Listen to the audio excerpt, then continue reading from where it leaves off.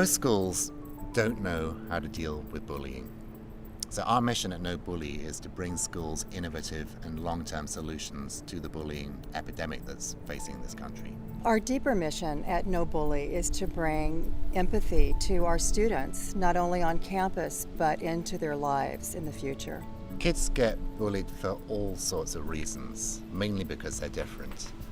And clearly gay youth are highly targeted, along with many other kids too, the kids who are overweight or obese, kids from different races, the kids who are just quirky, the kids who dare to be different. So when we go into schools, we say to schools, we need to create a culture in your school where all kids feel comfortable to be whoever they are. Bullying affects kids in so many different ways. There's anxiety, there's depression, hating being at school.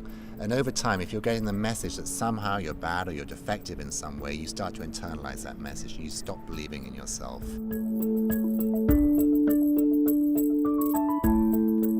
The first thing we do with the school is train them how to respond to bullying.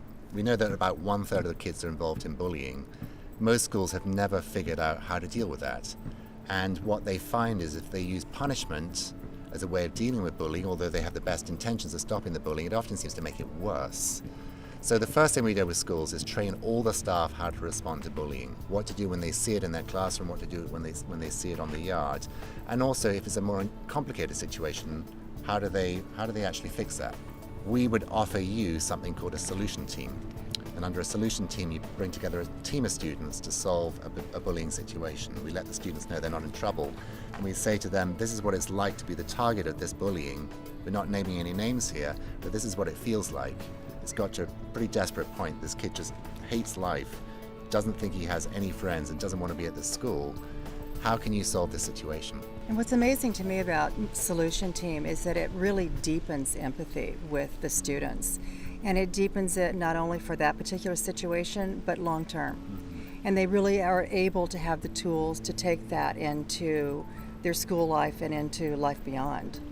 Often when we tell that team what it's like to be the target, the kids who are bullying are the first ones who speak up and say, I never realized, I really was just kidding. I never realized it got that bad. I'm going to tell the other kids to knock it off. And we've been amazed at this because we thought that most kids who bully were too hard-bitten to actually care. And some of them are.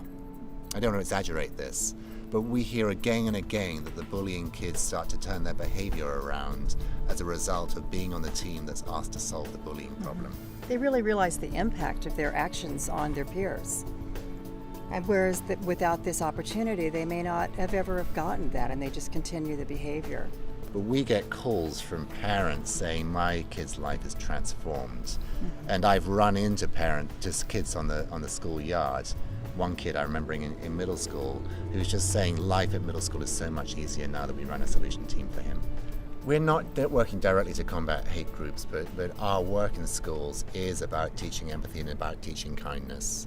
And the more that students experience empathy and kindness in school, that's a template that they're going to take in their adult life. So by investing in creating bully-free learning communities in school, you are investing not just in making the lives of those kids a hell of a lot happier, you're also investing in creating societies in the future and communities of the future where they treat each other with kindness and respect and acceptance for who they are.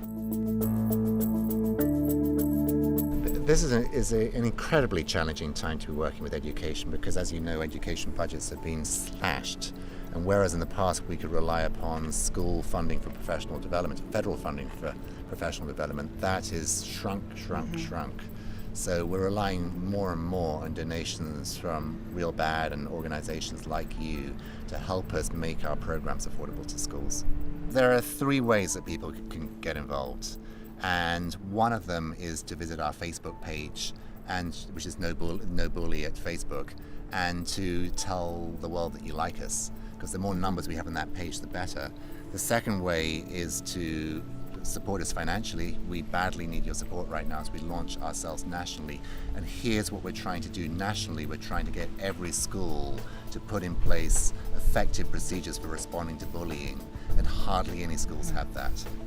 And the third way you can get involved is if you know a school get us in there, because every school needs to be addressing bullying, and your contact with that school might be the first thing that they've heard about us and the wake-up call to take action to become a bully-free learning community.